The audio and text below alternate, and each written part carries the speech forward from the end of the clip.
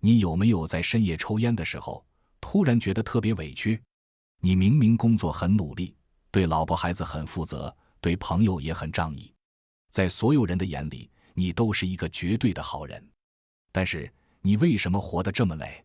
为什么你明明很有才华，干的活最多，但在公司里提拔加薪的，总是那个看起来有些圆滑，甚至有点坏的家伙？为什么你在商场上讲究诚信退让，最后却被那些不守规矩的人抢走了利润？很多兄弟把这归结为自己运气不好，或者背景不够。但我今天在这儿要毫不留情地戳破这个幻觉。原因其实非常残酷，因为你的道德感过剩，你的羞耻感太重，你把自己那点可怜的面子看得比天还大。从心理学的深层逻辑来看，一个人想要在这个弱肉强食、极度内卷的社会里迅速翻身，最快的方法不是去考什么证，也不是去低三下四地积攒所谓的人脉，而是逼着自己在心里长出一种顶级的恶人心态。先别急着划走，也别一听到恶人2个字，就在心里自动打上道德败坏的标签。我今天说的恶人，不是让你去违法乱纪，不是让你去坑蒙拐骗，我说的恶，是彻底剔除掉你性格里那些让你变得软弱、犹豫、不断内耗的好人基因。在这个丛林法则依然奏效的社会上，绝大多数的老好人本质上不过是被强者精心驯化出来的精神奴隶。如果你想切断这条不断被别人收割的食物链，你就必须把心一横，去做一个不脸红、不害羞、只看核心利益、不谈无用情绪的恶人。今天这条视频有点长，内容极度反常识，但我敢保证，只要你是真正渴望在30岁以后破局的男人，耐心看完，这绝对是你重塑阶层、拿回人生主动权的第一步。咱们先来讲第一点，也是穷人思维最致命的一个特征，不好意思。你回想一下，你是不是经常这样？明明是自己应得的奖金，稍微去跟老板争取一下，就觉得脸红心跳，好像自己做错了事。明明是客户拖欠尾款，你打电话去催债，反而在电话这头支支吾吾，比欠钱的人还要卑微。别人给你甩个脸色，你一句话没对回去，结果晚上躺在床上，在脑子里演了整整1晚上的内心戏。你总是在纠结，生怕别人觉得你太功利、太现实、太计较。兄弟，心理学上把这种症状叫做被评价焦虑。你为什么不敢拒绝，不敢谈钱？不是因为你能力不行，而是因为你太把自己当回事了。你总觉得周围有一个隐形的聚光灯打在你身上，所有人都在盯着你。你总觉得一旦表现出对金钱和利益的极度渴望，别人就会看不起你，就会孤立你。但我今天必须实实在在地告诉你，这种想法极其愚蠢且毫无价值。真正的恶人心态，第一条铁律就是，只要不触犯法律，只要符合我的核心利益，我就绝对不会脸红。我们80后、90后这代人从小接受的教育是孔融让梨，是温良恭俭让，这在和平年代的熟人社会里没问题。但在今天这个拼刺刀的商业社会里，过度的谦让就是把脖子伸出去给别人看。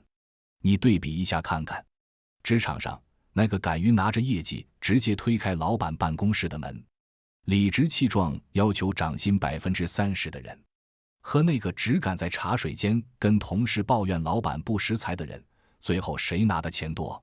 生意场上那个敢于厚着脸皮顶着冷脸去死磕客户的人，和那个觉得推销丢人张不开嘴被拒绝一次就打退堂鼓的人，谁能买得起学区房？你的脸红，你的不好意思，就是你亲手递给对手的刀子。别人只要一眼看到你脸红，看到你支支吾吾，瞬间就摸清了你的底牌。他们立刻就知道可以用道德、用大局、用面子来绑架你，把你压榨的连骨头渣都不剩。这对我们有什么启示？当你狠下心来，彻底戒掉不好意思的那一天，你会惊奇地发现，你生命中90%的烦恼和障碍瞬间消失了。你想做的事直接去推进，你想要的利益赤裸裸地去争。别人在背后怎么议论你，那是他们的事，与你何干？古人说，慈不掌兵，义不理财。在这个世界上，面子是只有弱者才会死死抱住的沉没成本。当你没钱、没势、没成就的时候，你的面子在别人眼里连个鞋垫都不如。但等你真正杀出一条血路，变得足够强大的时候，哪怕你摆出一张臭脸，在别人眼里那都叫领袖风范，都叫大佬的个性。这就是人性的底层逻辑。好，当你戒掉了不好意思，我们再来说说第二点，拥有顶级恶人心态的人都有一项超能力，他们是绝对的情绪绝缘体。很多兄弟到了中年，肝火特别旺，开车遇到个加塞的，能跟人摇下车窗对骂5分钟。同事在群里阴阳怪气说了一句话，你能气得一整天看不进报告。如果你到现在还会因为这些鸡毛蒜皮的破事而动怒，那说明你的认知维度还死死地卡在最底层。你要明白一个极其冰冷的道理，愤怒是无能者唯一的表达方式，而动怒是对自身能量极其昂贵的消耗。真正的强者，他们的情绪是标了天价的，他们绝对不会把宝贵的喜怒哀乐浪费在那些无关痛痒的人和事上。他们的情绪阀门只连接着一个唯一的开关，那个开关的名字叫利益。这就是你要记住的第二条准则，凡是不触及我核心利益的人和事，我绝不动怒；凡是不能给我带来正向收益的争论，我绝不开口。如果在路上有人莫名其妙地骂你一句，但他没有让你少一块肉，也没有让你银行卡里少1分钱，你为什么要理他？你在心里把他当成一个只会制造噪音的 NPC， 游戏里的非玩家角色就行了。因为一旦你停下脚步去跟他争论，去为他生气，你就彻底输了。你输掉的是你极其宝贵的注意力，是你本来可以用来搞钱、用来提升认知、用来陪伴家人的核心能量。这就是为什么郭德纲老师曾说过，如果我和火箭专家讨论火箭是用煤还是用柴火，只要我看了他一眼，我就输了。在顶级恶人的运作逻辑里，时间和精力是桌面上用来兑换价值的筹码，绝不是用来跟傻瓜证明对错的废纸。小孩子才天天在地上打滚分对错，成年人的世界只看利弊。我认识一位身价过亿的老板，他的合伙人曾经在背后狠狠地捅过他一刀。如果换作普通人，早就老死不相往来，甚至要拼个鱼死网破了吧。但他没有。3年后，因为一个上千万的项目，2个人再次坐到了同一张谈判桌上。哪怕这位老板心里早就把对方千刀万剐了，但面上依然可以微笑着给对方倒茶，把合作谈成，把钱赚进自己的口袋。很多人会说，这也太虚伪了吧。兄弟，这不叫虚伪，这叫一个成熟男人的顶级控制力。能咽下常人咽不下的委屈，才能为大常人没有的格局。最后，也是最能拉开人与人差距的一点，顶级的恶人从来不活在别人的嘴巴里，他们只活在自己冷酷无情的行动里。你有没有想过，为什么你做事总是慢半拍？为什么你明知道短视频是个风口，却迟迟不敢发第一条视频？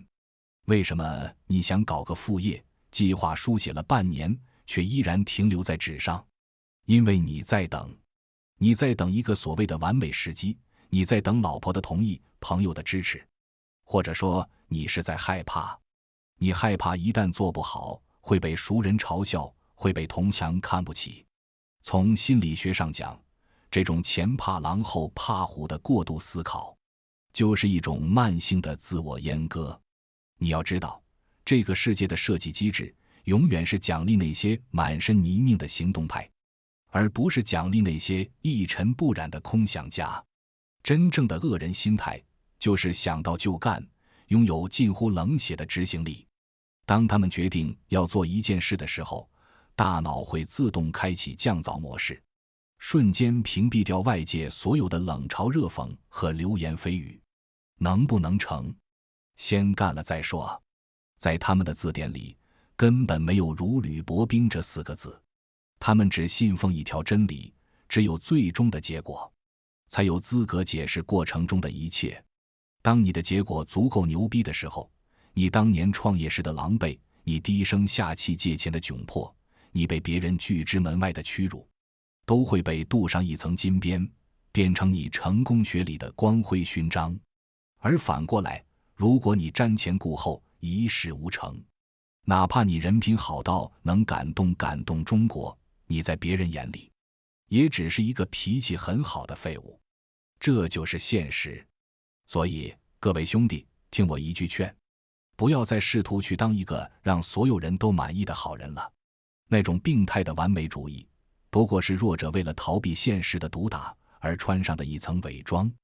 当强者的第一步，就是允许自己成为别人眼里的恶人，允许自己自私一点，把自己的事业和身体放在第一位，允许自己冷漠一点，把那些一直消耗你的吸血鬼亲戚和朋友无情地请出你的生命，允许自己野蛮一点，想要赚钱，想要升职，想要跨越阶层，就赤裸裸地去拿，去争，去抢。当你开始不在乎别人怎么看，怎么说，当你能够像一台精密的机器一样，只为自己的目标轰鸣运转的时候，你其实并没有变坏，你只是觉醒了。你终于打碎了枷锁，拿回了属于你生命的主动权。心理学上，把这种不依附于任何外界评价的强大内核，叫做主体性确信力。这才是中年男人真正的自由。讲到这里，如果你觉得今天这番话刺痛了你，或者说终于唤醒了你内心深处压抑已久的野心，那我建议你把这套思维彻底内化到你的大脑里。为了帮助大家更好地完成这种认知重构，作为一名老书虫，我强烈建议各位去读一本极其震撼的心理学巨著阿德勒的《被讨厌的勇气》。这绝对不是一本灌水的心灵鸡汤，它是一把极其锋利的手术刀。它会从底层逻辑上告诉你，为什么你所有的烦恼都来自于人际关系。它会手把手教你如何进行课题分离，如何彻底剥离对他人评价的依赖，真正拥有被别人讨厌的勇气。如果今天的视频对你有启发，感谢你的点赞和转发，顺手点个关注。祝各位兄弟早日修成正果，做个清醒的恶人。我们下期见。